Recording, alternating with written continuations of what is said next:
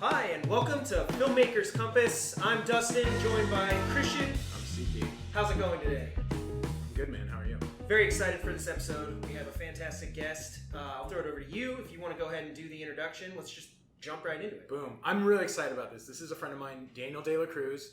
We actually met a couple years ago working on a film project together, and I was the annoying producer, and he was the writer-director, and pretty much the basis of our friendship was I ruined his life for a good 3 months straight. Daniel, thank you for coming on, man. Yes, Thank you welcome. for having me. Thank you. Really appreciate it. Didn't think he'd ever want to talk to me again, folks, but he does. He's at least guaranteed an hour of his time Yeah, to there talk you to go. me. Yeah, you're writer-director. The reason why we asked you to come on the show is you're kind of a little earlier on in your film journey. You just made the full-time move up to LA a little over a year ago, 2 years ago. You got a lot to say, I'm sure, about the differences between working on film in the San Diego community versus working on film in the Los Angeles community. You want to start there? Obviously, a lot of our listeners have considered making the jump. How do you move up to LA? How do you actually get into the industry? There's Right. so many people here from all different places around the Yeah, country. for sure, definitely. I mean, you hear those stories of just everybody that, at least I've been on set and just meeting out here in LA. It's almost like nobody is from Los Angeles itself. Yeah. You know? Yeah, It's right? mostly like everybody's just from somewhere else, and this is the place to be. When did you reach the point in your career where you're like, I cannot make the content I want to make in San Diego?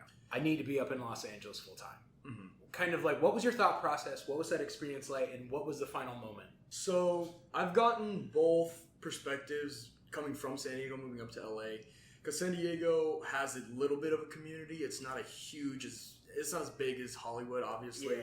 but San Diego definitely has its little kind of pocket of a film community. Yeah. I've gotten the perspectives of people that work down there. Their kind of thought process of like, well, it's good practice. It's good practice to just be down here, just making films. You're kind of meeting a bunch of people down there. But for me, the difference that I saw between LA and San Diego is I think San Diego, their film community has a lot more to do with hobbies.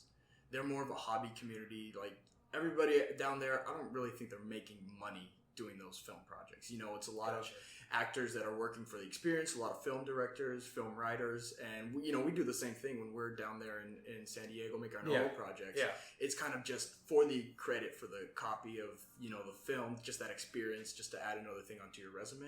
Gotcha. So at that point, that was my thought process of like, well, I could be down here still just making films for hobby, or I could take that next step. And I think that for me, that was the point where I was like, you know what, as much as I'm having fun down here, just kind of messing around with my friends and making movies, our own way, I just see myself doing bigger things. Is it weird, like, being down in San Diego? Because realistically, like, the proximity to LA is, like, hour and a half to 2 hours. Right. I mean, it's so close that it's Yeah. like, maybe just go to LA? Yeah, exactly. It's like, it's really not even a jump for me. People coming from New York, people coming from Europe, people coming from Right. Asia, San Diego, I can go, whenever I want to go down. I can come up whenever I want to come up. So it's really not that huge of a deal. But I think it was just that final decision to say, all right, I got to leave San Diego behind and now focus on LA. Part of your decision to do this was dismay of your parents. You said, screw it, I'm dropping out of school, I'm moving to Hollywood to become a big star, right? Definitely. That was That's it. awesome. Yeah, 100%. How did you grapple with that decision? Because that's ballsy, right? That's a ballsy Yeah, I guess you could decision say to that. make. Right. Was right. there a conversation, or was it just more like a statement, like, this is what I'm doing? It was a little bit of both, I would Okay. say. I know my parents kind of saw it coming from an early age. I've been into film for as long as I can remember. I've always been writing. I've always been kind of storytelling. And so I think they saw that. And ever since I was younger, I told them that this is what I wanted to do and that I had no plans to do anything else. So I think they've had a few years to kind of prep for that final conversation. One day, it's Yeah, coming. exactly. They probably had the mentality of one day we're gonna get that conversation. Yeah, I mean that day kind of just came and went, and I had to tell them, I'm like, look, I'm not happy in San Diego. I'm not happy just making films for fun. I was kind of in like a very stationary place in San Diego. So I think they also saw how unhappy I was, saw that I wasn't really going anywhere, saw I wasn't really making any progress my career. Yeah. And they saw that move was kind of just the step that I It's needed like to progress, take. Exactly. not just like, oh, right. Hopefully this will happen for me. You're like, no, I mean, this is the next step. Exactly. Did this influence your decision in any way? The fact that obviously in school you're primarily learning theory of film versus when you're making films, you're practically making films. Right. How did you weigh that at all, or was it really just a location-based decision for you? For me, there's film industries in Texas. There's film industries on the East Coast. There's film industries all over the place. Somewhat all over the place. I did not know this. Apparently one of them is North Carolina. Really? It's like a huge film community. I didn't know that. I didn't know that either. Michigan's got a pretty big Shout one. out North Carolina. Georgia. Right, okay, Sorry. Sorry. I'm sorry. I lost. No, that was my fault. No, you're good. The theory, Practical versus theory. I think it was a lot of good practice being in San Diego. That was the best part of it, was that there was practice, and at the same time, I was kind of going to school for a little bit. I was taking film classes just to kind of get that extra theory, I guess. I don't totally bash film school. I think it has its benefits, but it also has some things that can hold some filmmakers back. Yeah. And It's understandable. And so I think that those few film classes that I took, they definitely helped me for a more technical, a more technical side of film. Right. That helped me learn a lot more of the verbiage, the jargon, the kind of those things you could pick up on a film set, just doing PA work. It's cool to kind of have that textbook and say, this is exactly what this means, rather than, you could be on a film set, 3 different film sets, and maybe you'll hear different terms for equipment or different, just different things in general. Yeah, I've been on a set before where somebody, I forget what the exact phrase was, but they were like, hand me this. And I was like, I don't know what that is. And they're Exactly. Right. Exactly. No, so you definitely get a lot of that. But I think that is one pro about film school, is that it'll teach you those things. It'll, at least for the classes that I took, it'll teach you those really preliminary things that you need to know. So you can survive on a set. Exactly. So you can survive on a set. And then from there, I kind of use those materials that I learned in those few years and those few classes that I did take. And when I was able to work on my first film set as a PA, I kind of just was like, okay, now I'm legitimately on the set. It's the difference between, I feel like it's with every job. You have your training, and when you have your experience actually on the field. Right. You can only get so much in this training. You can only learn so much from a manual. Yes. Because there's things that will pop up that you'll have no idea how to prepare for. And I think it's the same way, learning how to make a film versus actually technically and physically making the film. Look, that's a valid point. I think there's this mentality that all writers or directors or producers have. I'm going to show up in Los Angeles and someone is going to say, you are the next Steven Spielberg. Here is $30 million. Go make your dream film. Spoiler alert to everyone listening. It does not work that way, and it will never work that way. So once you get here, how did you say, cool, I have the dream, I'm following it, now I actually got to start? And start at the bottom. What was your way to kind of, I don't like to use the word, but almost to weasel your way into the industry? How did you get paid, and what have you been doing? So it's definitely been a trial and error process. Yeah. It took me a bit to kind of get my grounding and get to where I feel comfortable saying, okay, I'm making progress in what I'm doing. Can I actually? Yeah. Did you know anyone up here when you came up here, or were you on your own? Great question. So I have a cousin who went to AFI, went to Berkeley, got his master's in film, and he's kind of been working on his own projects. I also have another cousin who came up here to do the acting thing. Okay. But they both took the film route, the film school route, I should say. Okay.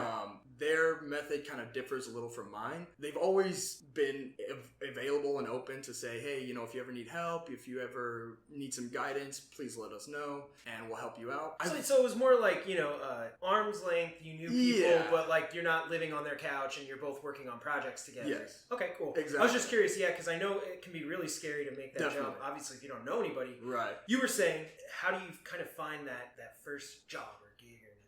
I think it is super intimidating to try to come up here by yourself, figure it out all on your own. I definitely think if you have that option available, it builds a lot of character. It kind of makes you evaluate what you're doing, what you need to be doing, and I think it adds a little bit more pressure. It's that real trial by fire. Exactly. Yeah. And I think that pressure is kind of what separates people that come here, and that pressure is the one is what kind of weeds out the people who are meant to be up here and the people that kind of see it as a dream. Very cool. So did you start working as a PA? Did you start working doing kind of the extra thing? What, a combination of both? It was a little bit of a combination of both, I would say. When I first started off, I did a couple PA projects just here and there, and those were actually basically all the PA projects that I worked on were officiated by my cousin. Okay. So he was the one that actually set up, like, he's like, I can get you a couple PA gigs. That's where I'm gonna have to start you, just because I had very little experience. I wasn't coming with a fresh film school degree. Obviously. So I kind of just took those PA gigs just to get that experience of being on a set. After that, I learned about the extras and the background acting and all that, and I kind of saw that as I started researching it and figuring out what that exactly was. I kind of used that as easier path to kind of get into how I can get more experience being on set. Okay. And I kind of say it in that way because I enjoy the background acting a little bit more, because as a PA, you're cleaning shit up afterwards. Like you are doing all this extra work when as a background actor, you don't necessarily have to do that. You kind of just sit back, you can go hit crafty. Yeah. Exactly. And so I kind of enjoy that a little bit more than I do the PA work. As a PA, it's hard work. It's a pain in the ass. I definitely think, at least for me, the background acting was kind of where I was like, you know what, I like this a little bit. So if I'm sitting in Kansas right now and I'm thinking, I want to be a background actor, how did you do it? I mean, did you just start by going on Craigslist and looking for opportunities? Did you apply to one of the agencies that staffs extras? How did you do it? Yeah, it was kind of just like same thing of a trial and error. Like I did the Craigslist thing for a little bit, and I do not recommend that. So you have bad stories about getting on movie sets through Craigslist? Can you share one? I'm trying to, because everyone's got stories. Right. I gotta think about like those stories, because some of those you don't even want to put. You didn't show up for a shoot and it turns out that was like a porn film or something. Unfortunately, no, I did not. Yeah, no, I would say that's fortunate. That would have been right. It would have been a hell of an experience, I'm sure. But but no, I didn't. Get kind of misled in any of that way. I think for me, just seeing the pages, just seeing what they're offering, just seeing it immediately shuts it down. If you can know and learn how to read a Craigslist ad, I think that's a good place to start in how to determine who's BS and what is legitimate. Yes, exactly. Okay, that's fair. And I think from there, I might have gotten a PA gig or maybe a background gig, one of my first ones through Craigslist. It was decently legit, it wasn't a huge production or anything. And from there, I met another background actor who was kind of giving me more information about Central Cast, which is the background extra, the main background extra studio or whatever you want to call them for LA. Yeah. And they actually have offices like in New York, Georgia, and I think a couple other places too. Okay. But I know that's the biggest background company that's out there. Is that a membership organization, or how do you? So that whole process, it's actually kind of it's a fun process. I had to go back twice. So the first time when you go to sign up, they only allow 60 people per day. Okay. And for adults, you can only sign up Mondays and Wednesdays between, I think it's like 9 and 11 a.m. The first day I got there, I got there 8:30. I'm like thinking, perfect. I'll get here early. I'll get my spot. Piece of cake. First time I got there was a line out the door, maybe a mile down the road, and I was like, oh shit, there's no way I'm getting into this.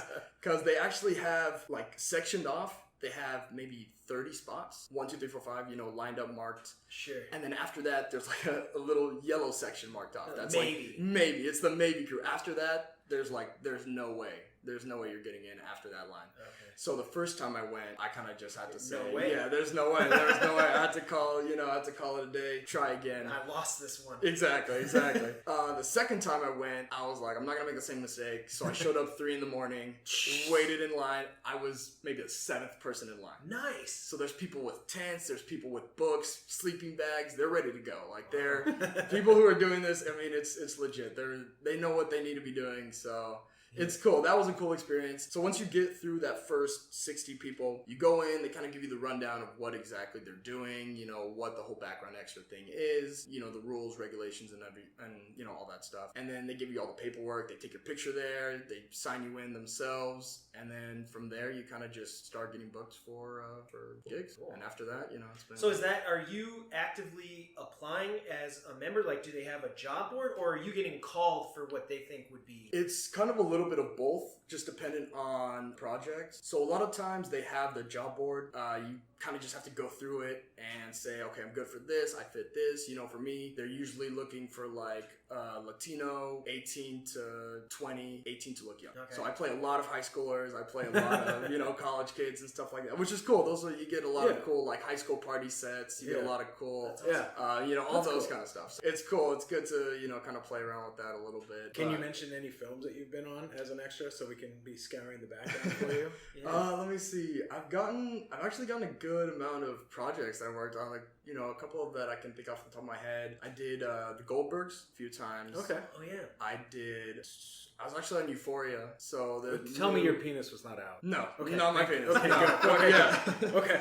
I honestly would have taken it because those nudity gigs they're bank, but they did not ask. So fortunately, I was not able to get that one. But so I worked on Euphoria. I've done a lot of like ABC and Netflix shows. Okay. Grace and Frankie was a good one. That was cool. For me, it's really cool being on those sets because I love just watching them work. Yeah. And that's the best thing about being a background extra. One of the things that I personally enjoy is that it's a lot of downtime, right? It's a lot of just being on a film set. They have the setup, they have when they're actually rolling, and then they have just the downtime, right? In that downtime, you just see them work. And as a background extra, you're not being used, so you're kind of just standing around. So you can study.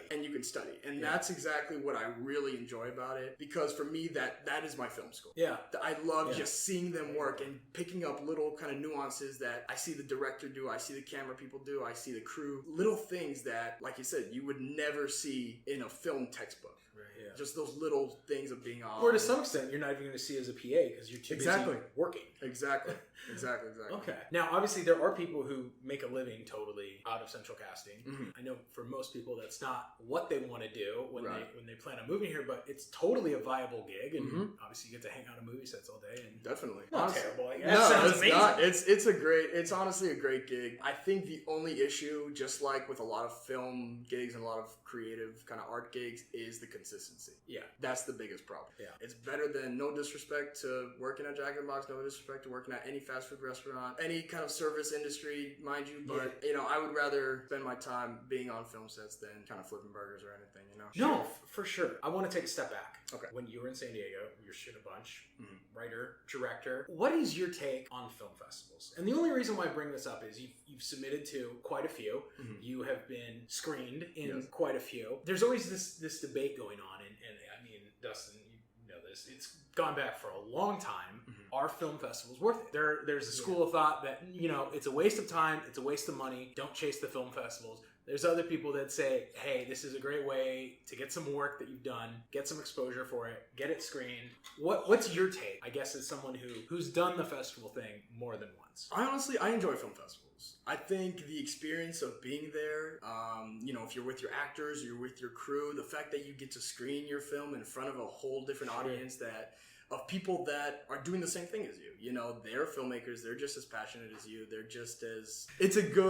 I think it's a great experience because of all those different things. You're going to hear things you maybe don't want to hear, but it's good. Like on the Oceanside Film Festival, which was actually my first film festival that I submitted to, the people behind us, we could hear it through our film. We heard just, chatter and just I don't get that, blah, blah, blah. I think it's learning. I think it's learning, and I think it's character building, and I think it is it's essential. Yeah. I think it's essential. Okay. Everybody needs to hear crap they don't want to hear, either about their projects, about their stories, everything. And plus, that's, the beauty of filmmaking is, when you put something out there, and this is why I think we really like our artists, is other people get to interpret it. Exactly. It doesn't matter what you think you were saying, that's not how people took it. Exactly. And, it's that vulnerability of really creating something and trying to say something. Yeah. But sometimes maybe you don't get it the way you thought you had it. Right.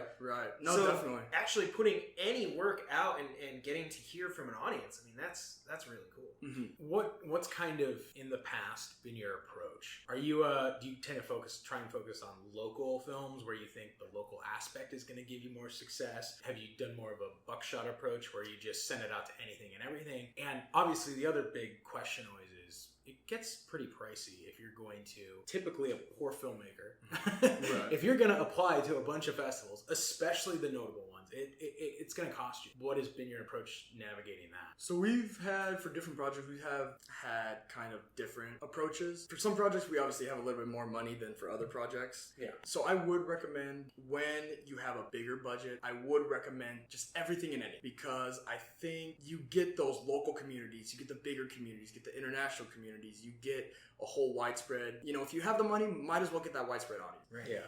If you don't have that money, try to pick the ones that, I would say, do that research of which films are usually the ones to go to which film festivals. Okay. And kind of base it off of that. Trying to see who's your competition, not necessarily looking for what's the easiest competition or what's the easiest film festival to get into, but the one where your film will stand out or the one where your film will fit the best, I guess. And you're kind of saying, like, take the opportunity to go visit, because a lot of the film festivals, they'll have a web page on maybe their website that has all of the selections from last year's thing, or they have a playlist on YouTube or something. Yeah, exactly. So just go watch some of them and kind of see. Right, get the get the general gist, get the vibe, get the feeling of the different film festivals, like which ones will really fit your film. Yeah. And I think that's kind of the approach that we've gone about going to the film festivals. And it's worked. Like yeah, all right, so cool. Have you at all, I've never done this, but I've heard it works well.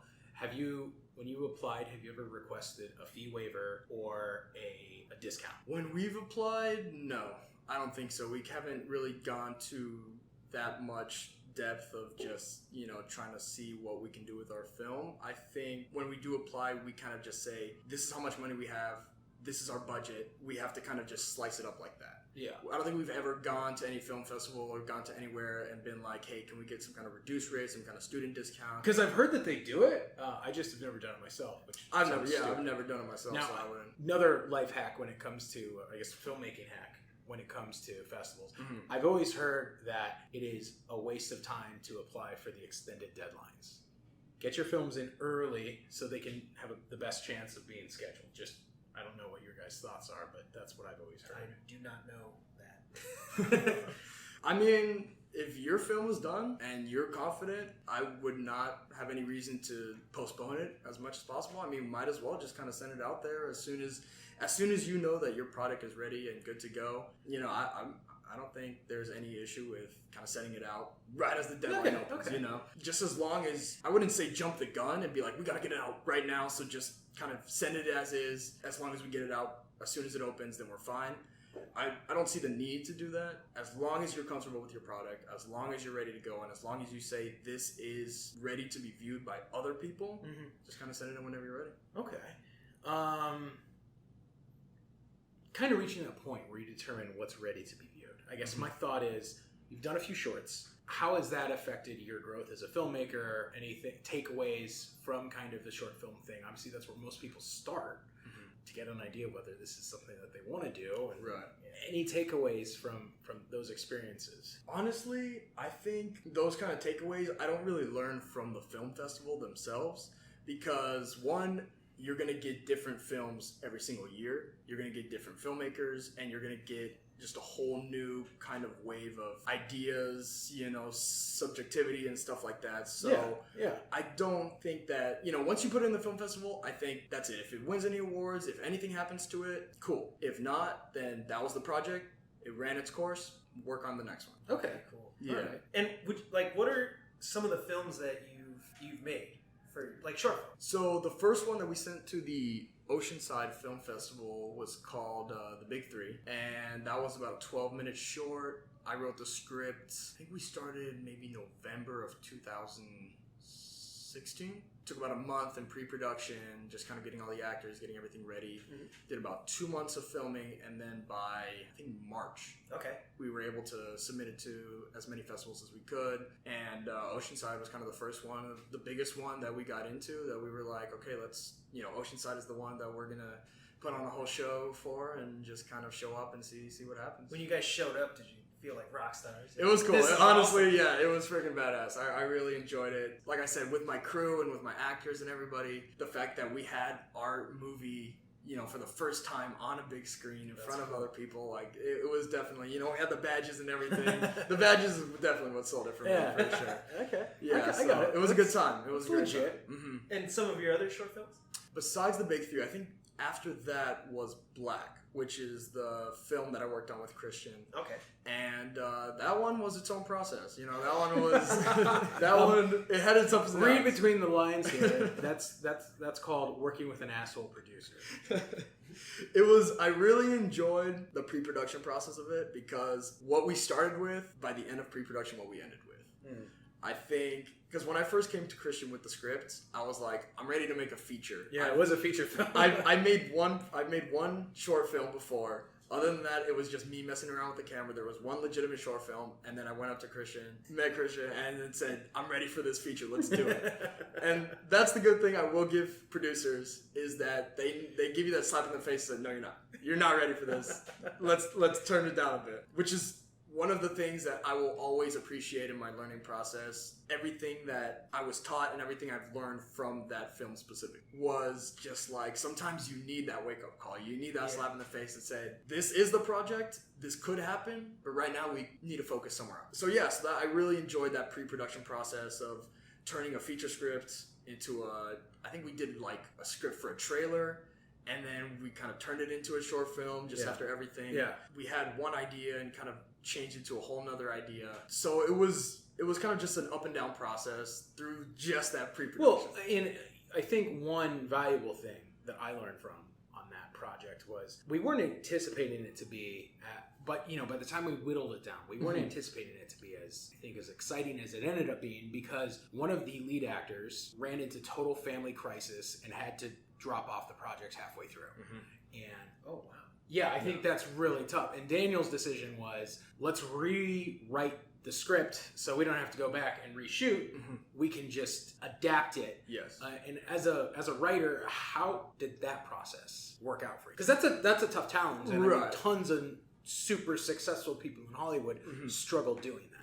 Definitely. I think it's just that adapting. It's that adapting and kind of reacting to situations that happen, because every filmmaker knows that you can start off with a script, you can start off with an idea, you can start off with a plan, and none of that could happen. You know, like you can be halfway through filming and just something will pop up that will just destroy that whole idea. You have to rework it, you have to go back. So it was kind of difficult going back and having to readjust around that incident. Sure. You're not ready for that. Yeah. You're not ready for that at all. Just having to rewrite that whole kind of sequence that we planned out. That was a little bit of a challenge, but fortunately, when we got this other actor to kind of fill in for that character, that actor turned out to be one of the best, one of the standout performances of this short film. Yeah. At least in my opinion. I thought he was one of the standout performances of the short film. It works, kind of both ways. You start with an idea and it could change, but it could also benefit you.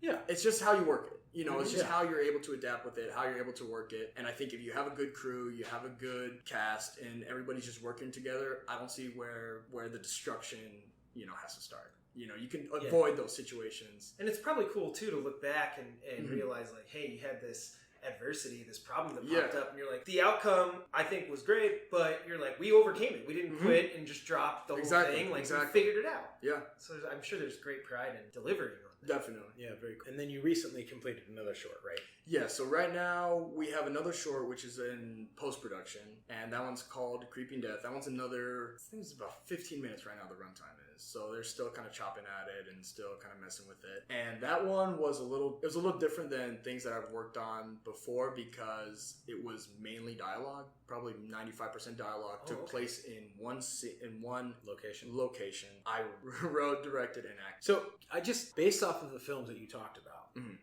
I do notice that you tend to name your films after songs. Oh yeah. Why is that? I don't think titles are very important to the film as much as people kind of make them to be. Okay. I think that you can start off with the title and kind of turn it into whatever it needs to be. Yeah. So the reason I like starting, with songs is just because when I write a script, when I have an idea, I'll listen to one song. Okay. And as I'm writing that just whole to get script, into just to get into that feeling, you get into that vibe, I listen to one song. And usually that song will be the one that I'm like, okay, I'm gonna slap this on the title because I really like the title of this song. So I'm gonna slap this on the film title. I'll use it as a working title, see what I do with it. By the end of writing, I love the title so much that I'm like, you know what, I'm just gonna keep it. So Big Three, super ambiguous. If you watch that film, you're not gonna really understand why it's called that. Same thing with Black, same thing with Creeping Dead. It doesn't necessarily have to do with the song as much as just the inner context of what that means. Gotcha. So it's not just like I'm randomly kind of picking a song. There's some meaning to why I picked each song. I don't really like to dwell on the title because I know I've had some friends that are writers and they're like, I can't think of a freaking title for this. Their brains. Exactly. Like, and they're pick something for now and go. Exactly. Like, the title can change up until the last. Right. Exactly. Leg of post-production. Exactly. So I just kind of don't really like to dwell on it. So usually the song of choice is the song that I'll pick for the title. Okay, cool. Okay. You guys want to talk about some movies? Sure. Let's do it. So, listen, obviously, you're not an old person. You're a hip, cool guy. So, this is what I want to ask you. If you were to go on a date, what in your mind is the perfect film or films for a first date? I've kind of been... I mean, it's a great question. I know, I made it up. I'm throwing around two. First one is True Romance. The second one is Natural Born Killers. Okay, I was thinking you were going to say like The Notebook. Right. Natural Born Killers. I gotta hear one. Yeah, I really need to. Okay, so I can kind of see True Romance, but Natural Born Killers. So if I had to lean towards one specifically, I would say True Romance, just because it's a little, I don't want to say watered down, but it's not Natural Born Killers. It's not a crazy. No, very few movies are. Yeah, it's not just a crazy ass Oliver Stone film. So I would say True Romance because it, like Natural Born Killers, they both have that same kind of Bonnie and Clyde, these two lovers on the run element, which I think is a perfect date movie. Okay, that makes sense. Yeah. Plus, on top of that, if you're on a date with somebody who has a little bit of culture, they can appreciate that Tarantino, that Stone, that style of filmmaking that won't make it just kind of like a mushy, cheesy rom-com, Okay. It gives it a little bit of fun, but with that core element of like, it's really a love story. Yeah. Do you think there is value to bringing someone you don't know to essentially kind of a shock film like Natural Born Killers? I mean, because it's dark, it's twisted, it's graphic. Yeah. It says a little bit about who you are. It does. No, for sure. So it's definitely, if you have the right person, that's who you're going to show Natural Born Killers to. That's who you're going to show True Romance to. If you have that right person who's like, you know what, I know I'm not going to scare this person off. But, it also keeps it fun, even if you do. Right. Even if you do end up scaring that person off, it keeps it fun because, it's a good movie either way. They're going to have a good time. Do you worry about the kind of cinephile aspect of it in the sense that I don't know how many casual moviegoers are really familiar with either of those two films? True Romance, huh? I mean, that's pretty popular. But that's got a little bit of a, I mean, where we are now, like, those are both films from the 90s. Right. And, I mean, I don't know. Like, what do you think? No, I agree. Or is that part of your vetting process? You're on a first date, you're like, I need to make sure that whoever I'm dating, that their culture when it comes to film, they can appreciate the work of the masters. Any girl that I watch, we're watching Star Wars, if she yawns, done. That's it. No, I'm just kidding. But he's not. I know, 100% for sure. If you yawn during Star Wars, what are you doing? So I think there is that cinephile kind of, idea behind it. I don't want to be on a date and watch a boring movie. I want to enjoy the movie too. Okay, I can see that. So I think there is that kind of that value to it, but at the same time, like you said, it's 100% rad. Like if they can appreciate that, like if they're into it, and you just kind of knock it out of the park with that film, and they're like, dude, this is the best film I've ever watched. That's got to be that much more rewarding. Okay, I can see that. Yeah. Now, do you worry at all? Natural Born Killers is, on the face value, it looks like this weird movie about Mickey and Mallory, right? But it's a lot deeper in the sense that it's really a film about it's Stone's commentary on media and this culture of sensationalization that we have. Right. I didn't even say that right, and I apologize. I don't speak English. Is there value in taking to someone? Yeah, I mean, I think that's why Natural Born Killers... Or do you just throw a Twitter profile, you're like, hey, I go see weird, dark movies, like, honestly, want a match? I would preface, if you're going to show Natural Born Killers, I would say, listen, we're going to watch this movie, you might not like it, it's got a good story at its core, but you might have to sit through some stuff first. So, I would say in that sense, yeah, I guess Natural Born Killers is That's why I would say that's a little bit more of an intimidating date film. I would pick True Romance over that because it's a little easier on, a little easier on the eyes. A little bit more of a popcorn flick. Yeah, exactly. Yeah. Rather than Natural Born Killers, but like I said, I mean, if you have that right person, you think that you're not going to scare off with this film, Natural Born Killers for sure is going to be one it's going to grab their attention. Yeah, I mean, I think the way you pose the question too is interesting. Like, obviously, if going on dates, you have the opportunity to go see movies that neither of you have seen. But if you're the one that gets to pick a movie you have seen, I feel like you would want to maybe not like test somebody, but you're like, is this person into what I'm into? Like, can we have a really cool conversation? Like, that's kind of the yeah, definitely that too, for sure. I'm just kind of surprised. There's nothing wrong with picking a movie from some artists that you really admire and would love to be a millionth as successful as them. right, exactly. Because I sure would. Yeah, I mean, if you're gonna watch those movies, like I'll go on a friend movie night with you. Just go. That sounds like a pretty good night. Yeah, right. I guess I was thinking. And I assume that the rest of the viewers would be like, oh, I'd pick Mean Girls. I think you would pick Mean Girls. Well, I love Mean Girls. It's a great movie. Yeah, it came to mind really fast.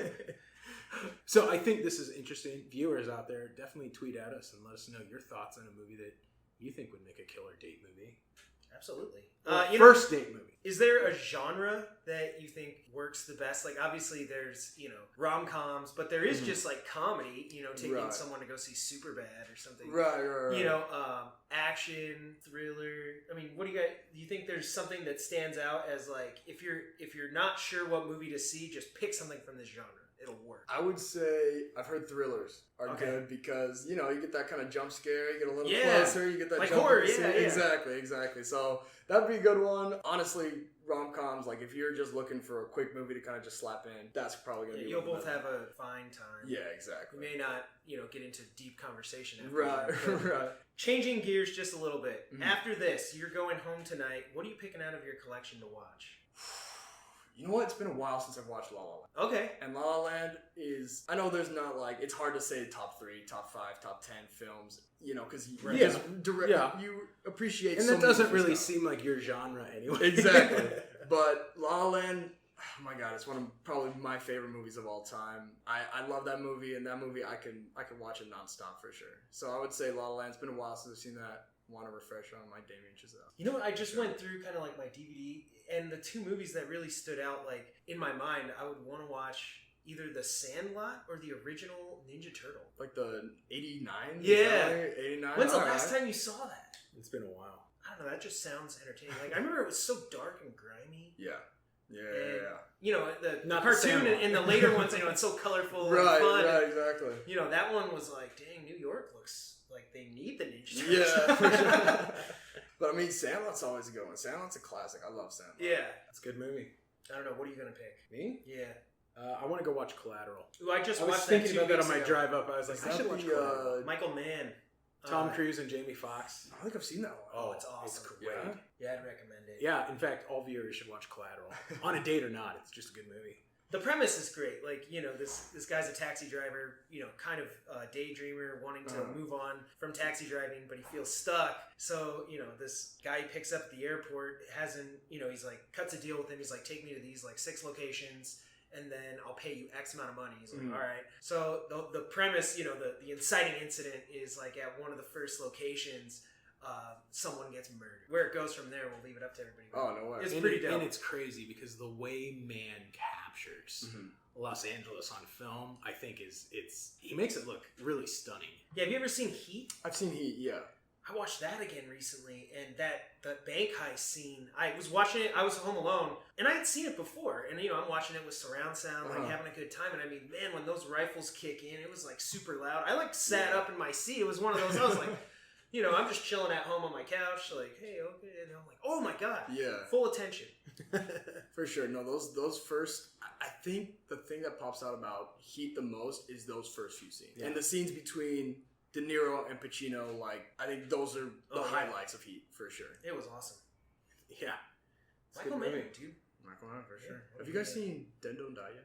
No, I have not. No, I have not. Now you got. I wanted to, but I haven't. It's hard to say when people that you're talking to haven't seen it, but it was. I can't tell what it's trying to be. Okay. I can't tell if it's so meta that it's like it's almost a parody of itself, or if it's not meta enough. You know what I'm saying? Like it's just, and that's all I'll tell you about it. Like I want to leave you guys up to your interpretation when you go see it, but it's gonna give you. That's the thinking for sure. I feel like I want to watch it and then do like another podcast. Yeah, we'll talk about it. I want to check it out. Yeah, I'd recommend it. Not to say that it's a great piece of cinema, but I would recommend it just to kind of walk out with wondering what it was intended to be. Because it's different. Yes. Okay. Exactly. So, audience, what were your thoughts if you saw it? Dead Don't Die. Cool. Dead Don't Die. Yes, and tweet at us. Wow. Adam Driver for sure stands out. I think he's probably my favorite cast member of that entire film. Okay. Bill Murray does a great job, but I think his character could have been kind of pumped up a little bit more, but Adam Driver for sure stands out. Okay. For sure. Dude, cool. So definitely. And Adam Driver, if you're listening to the show, you should come on and talk about Dead Don't Die. Listen, Daniel, thank you, man, for coming on. We had a really good time and you had some good stuff to say. Yeah, thank you for having me, So guys. I really appreciate it. Anything you have to plug or want to plug while we're all sitting here listening and captivated by your words of wisdom? Right now, I'm kind of just up in the air with all these projects I'm working on. So I would say, if you have a chance, go over to our website, leftbenchproductions.com. Cool. And check out our stuff. We have a lot of summer projects that we've been working on. We have our films up there. We have, a lot of bio just about, our crew members and what we're about and everything. So if you get a chance, I would say check that out. For sure. And how can people connect with you if they want to ask you questions or shoot you a message? So Instagram, I would say, is probably the best way to reach me, or even our website. We have a contact page. So if you just want to go hop on to the website and check out the contact page, send us a message. And what's your Instagram? Instagram, it's if you just look at my name, it's Daniel DLC3 with 2 dots in between.